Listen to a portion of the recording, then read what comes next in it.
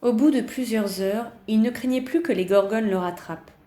Toutefois, il ne s'arrêta que lorsque ses sandales commencèrent à fumer. D'après les directives de l'aviation civile, c'est signe qu'il est temps d'atterrir et de procéder à un contrôle technique. Percé se posa sur un éperon rocheux en pleine mer. De quelque côté qu'il se tournait, il ne voyait que de l'eau, mais les dernières lueurs du jour brillaient encore à l'horizon.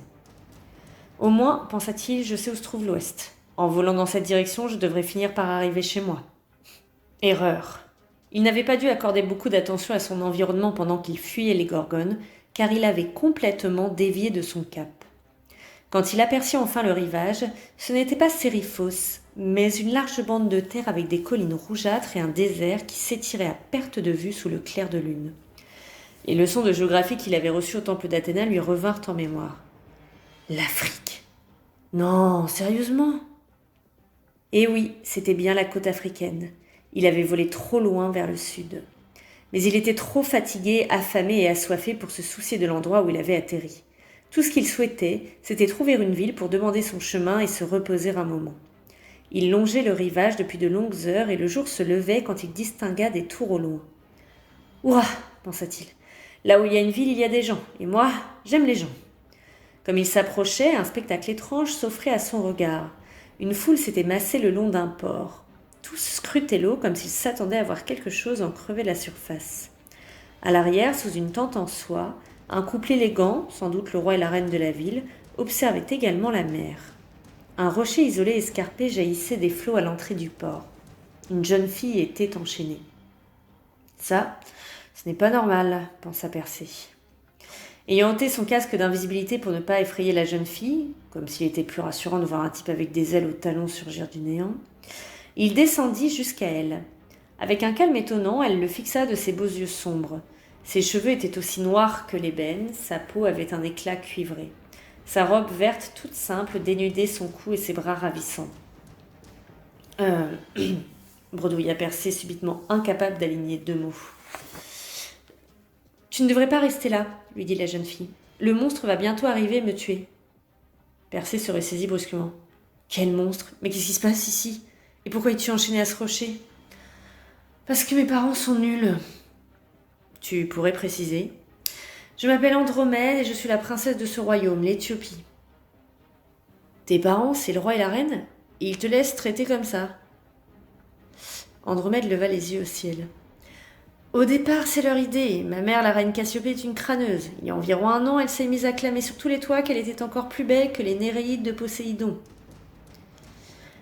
Personne n'avait jamais rencontré les Néréides, les nymphes marines qui entouraient Poséidon, mais celles-ci étaient réputées pour leur grande beauté. Ils savaient aussi que les dieux détestent que les mortels se comparent à eux. C'est sûr, acquiesça Andromède. À cause d'elle, Poséidon a envoyé un monstre débile terroriser notre ville. Il coule les bateaux, souffle des flammes, dévore les pêcheurs et nous empêche de bronzer sur la plage. Un imbécile de prêtre a dit à mon père, le roi Céphée, que le seul moyen d'apaiser Poséidon était de m'offrir en sacrifice, enchaîné à ce rocher. Mais c'est injuste, protesta Persée. Tu n'y es pour rien. C'est ce que j'ai tenté d'expliquer aux habitants de la ville, mais ils n'ont pas été très réceptifs. Et pourtant, tu n'as pas l'air effrayé. Andromède haussa les épaules. Bof, j'aime encore mieux être tué par un monstre marin que de continuer à vivre avec mes crétins de parents. S'ils croient que je vais crier et les supplier de m'épargner, ils se trompent. Pas question de leur causer ce plaisir. Mais quand le monstre sera là, je vous balancerai tous les gros mots que je connais jusqu'à ce que ses oreilles délicates saignent. Je me suis entraînée, tu sais. Je suis sûre que tu as un répertoire très étendu, mais imagine que j'ai les moyens de te sauver. Ah bah ce serait cool, mais ça ne résoudrait pas le problème du monstre. Même si les gens de cette ville ont été horribles avec moi, je ne souhaite pas qu'ils se fassent massacrer. Et le monstre me suivrait probablement. Pas si je le tue. Écoute, ne le prends pas mal, tu es mignon et sans doute très courageux, mais le monstre... Ah, au fait, le voici. La mer se mit à bouillonner au pied du rocher, et la tête du monstre, aussi grosse qu'un camion-benne, creva la surface. Son mufle était recouvert d'écailles bleutées, sa gueule plantée de dents acérées. Son long cou arqué émergea à son tour des flots jusqu'à ce que ses yeux jaunes se retrouvent au niveau du perchoir d'Andromède. Sous l'eau, son corps massif évoquait un Nessie sous stéroïdes. Le monstre siffla, projetant des flammes et de la bave alentour. À en juger par son haleine, il avait croqué quelques baleines en hors d'œuvre. Sur le rivage, les spectateurs poussaient des cris. De joie ou de terreur, Persée n'aurait su le dire.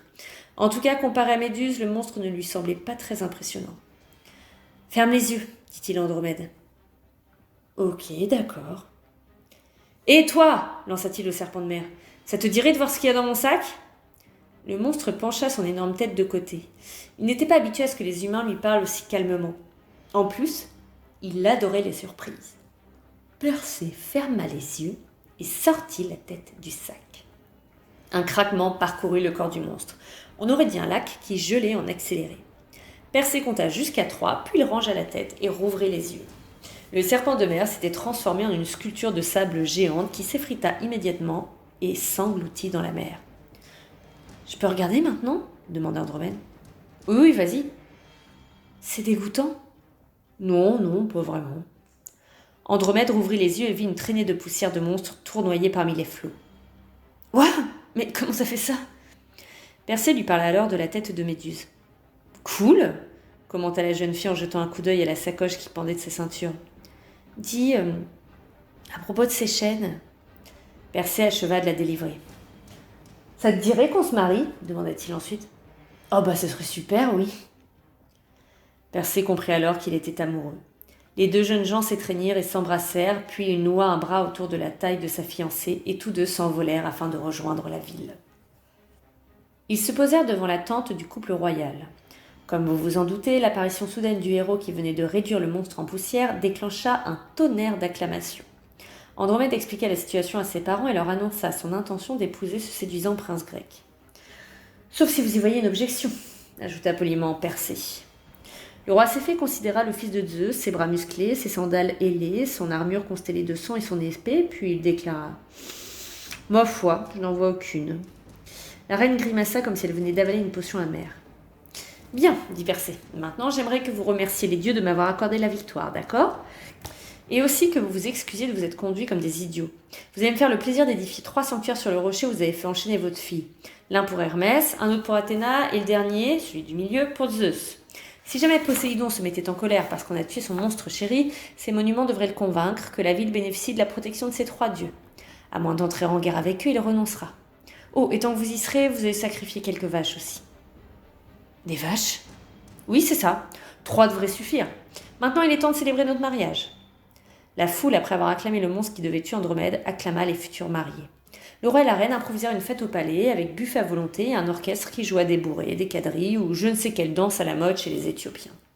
Cassiopée, décidément incorrigible, passa presque toute la soirée à admirer son reflet dans le bouclier de Persée. Mais tout le monde ne se réjouissait pas de ce mariage. Avant cette malencontreuse affaire de monstre marin, le roi Céphée avait accordé la main de sa fille à un riche prétendant, Phinée. À présent que le danger était écarté, Phinée, enragée de voir sa fiancée épouser un grec surgi de nulle part, avec une épée clinquante et une tête dans un sac. Pendant la fête, Phinée réunit une 50aine de gros durs. Après quelques verres de vin, ils décidèrent de donner une leçon à cet étranger. Ils firent irruption dans la salle du banquet en vociférant et en brandissant des armes. « Rends-moi ma femme, sale voleur !» Phinée lança un javelot en direction de Persée, mais comme il était ivre, il le manqua largement. Persée bondit de son tabouret. « Mais c'est qui ce bouffon ?» demanda-t-il. « Oh ça, c'est Phinée » répondit Andromède. « Phinée ? Mais quel nom débile, on dirait un personnage de dessin animé. »« Parce qu'il est riche, il considère que je lui appartiens. »« Ça te poserait un problème s'il connaissait une fin brutale et douloureuse ? »« Oh non, je devrais m'en remettre, tu peux y aller. » Persée s'adressa alors au prétendant malheureux. « Tu l'as entendu, Phinée. Tes copains et toi, je vous conseille de sortir bien sagement avant que je me fâche. »« Espèce de grec galeux !» rugit Phinée. « Je vais te faire bouffer tes sandales !» Ce furent ses dernières paroles, ou presque. Encore heureux qu'on ne les ait pas gravées sur sa tombe. Les 50 Éthiopiens chargèrent comme un seul homme. Je vous ai dit que Persée était le meilleur guerrier de Séryphos. Ce jour-là, il se révéla le meilleur bien au-delà des frontières de son île. Il trancha la tête d'un type, perça la poitrine d'un autre, coupa bras et jambes à plusieurs de leurs compagnons. En l'espace de quelques minutes, la fête de mariage vira au bain de sang. Phinée, qui était courageusement resté à l'arrière, le bombardait de javelots qui manquaient tous leur cible. Quand Persée en eut assez, il en intercepta un et le lui retourna. Heureusement pour lui, Phinée plongea derrière une statue d'Athéna et le javelot s'écrasa sur le bouclier de marbre de la déesse. « Ça c'est petit !» protesta Persée. « Te cacher derrière ma déesse préférée !» Cet incident augmenta sa colère, l'incitant à tuer davantage d'Éthiopiens. Il finit par acculer Phiné et ses amis survivants dans un angle de la salle. « Laissez tomber, leur dit-il. Tout ça commence à me fatiguer et mon costume de mariée est fichu. »« Jamais nous ne nous rendrons, affirma Phiné. Ses amis brandirent leurs épées, mais ils ne semblaient plus aussi sûrs d'eux. « Je vous aurais prévenu, soupira Persée. Il se retourna et cria à la cantonade. « Ceux qui sont avec moi, fermez les yeux. Je vais sortir la tête de Méduse. » Tous ceux qui avaient un brin de jugeote firent ce qu'il disait. « Mais ne l'écoutez pas, plaida Phiné. Il vous enfume avec des mensonges. Le monstre n'était sans doute qu'une illusion créée par ses soins pour nous faire croire à son pouvoir. Je parie qu'il n'y a rien du tout dans son... » Persée produisit la tête de Méduse. Phiné et ses partisans furent changés en statues. Ayant rangé la tête, Persée essuya son épée sur un rideau, puis il s'adressa à ses nouveaux beaux-parents. « Pardon pour le désordre. »« Pas de souci, couina le roi. La reine, trop occupée à contempler son reflet dans sa coupe, ne dit rien. « Prête à mettre les voiles ?» demanda Persée Andromède. La princesse acquiesça énergiquement. « Je veux, oui. Ça craint trop ici, » ajouta-t-elle avec un regard méprisant en direction de ses parents. Les nouveaux mariés s'envolèrent alors dans le soleil couchant.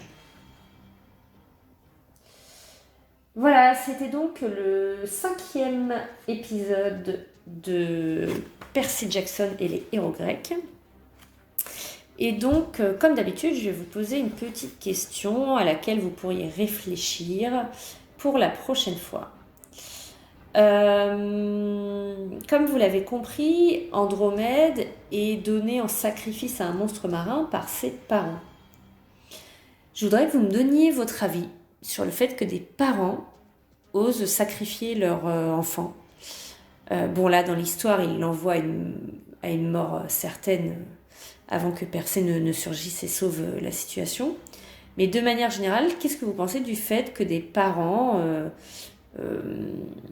mettent en difficulté leur enfant et le sacrifient, alors pas forcément le condamnant à mort, mais en le mettant en difficulté en tout cas, en lui mettant des obstacles sur sa route, etc. Qu'est-ce que vous pensez de l'attitude des parents d'Andromède et puis généralement de l'attitude des parents concernant leurs enfants et les obstacles qu'ils leur dressent sur la route? Je vous laisse réfléchir et vous pouvez m'envoyer vos réponses via la messagerie Arsène de l'NT. Et je vous dis à demain pour un nouvel épisode.